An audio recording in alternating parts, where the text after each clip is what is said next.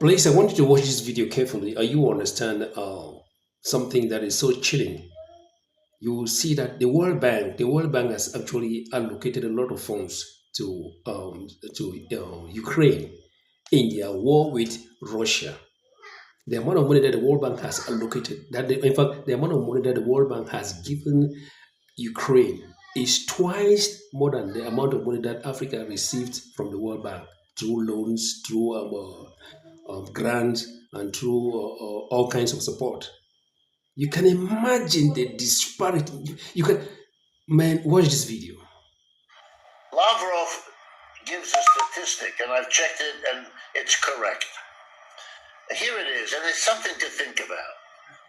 Since the war in Ukraine began, so early 2022, the World Bank, a Western institution created by the Bretton Woods meetings, has given more money to Ukraine than twice as much as it gives annually to Africa. Twice as much as the World Bank gives to Africa. This is so. I really I cannot really understand how the World Bank will go to this extent. It means these people are really desperate to keep the war going in Ukraine. They are so desperate to a point that they don't want the war to come to an end. They want to defeat Vladimir Putin. They want to defeat Russia at all costs. So they are pumping so much money in the war with Ukraine, in the war with Russia. So it is so embarrassing for a human being. It is so embarrassing for an institution like that, to do that. Now, let me remind you, the population of Ukraine is 39 million people. The population of Africa is 1.55 billion people. How can you tell me that in this 21st century, something like that can happen? In this 21st century, man, you cannot compare 39 million people to 1.55 billion people. If you look at the economic development, if you want to help a continent, if you want to help that means a continent of 1.55 billion people economically, you do that. Now, there is no justification on earth for such behavior, except if you are desperate. Actually, these guys are really desperate. They are so desperate. They just want. That means these guys are so desperate to a point that they don't want Russia to survive. They don't want Russia to become anything on the planet. They simply just want to annihilate Russia. They don't want Russia out of it. They don't want Russia to be a country anymore. They don't want Russia to exist on the surface of the earth. That is what they'll be doing.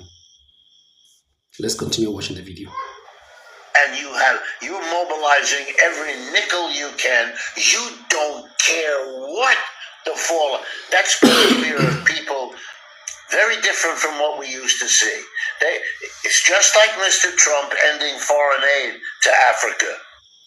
When Trump finally ended his foreign aid to Africa, I was thinking that Africans are going to be so wise. Not really Africans are going to be so wise. I was thinking that our leaders, the leaders here in Africa, are going to wise up. You can imagine he has even gone far away. He has even gone to an extent of inviting 5 African leaders to Washington, to the White House. He invited them, and you can imagine the kind of message that Trump is passing across. He's simply passing a kind of message like, "I'm a boss, and you are the boys, and you are my boys. I'm the boss, and you are my boys." Look at the way he took the picture. Look at the picture. He was sitting right in front, and 5 African heads of state were standing, man. They were standing behind Donald Trump. So Donald Trump was like a boss, and then the guys, our 5 African heads of state, were standing behind him. I think, if not 4 African heads of state were standing behind Donald Trump like they were his boys. That is the message Trump is passing across. And it is so disheartening. It's so disheartening. And then inviting those 5 sad leaders yesterday to talk to him. Twice as much for the war in Ukraine, the 39 million people affected, than you give annually to 1.55 billion.